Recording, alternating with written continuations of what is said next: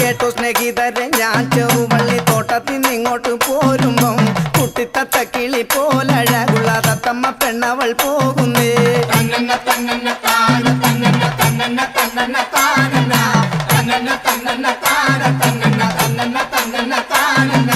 കണ്ടറിവുള്ളൊരു കാര്യമില്ലാതെ എങ്ങനൊരു വക ചോദിക്കും.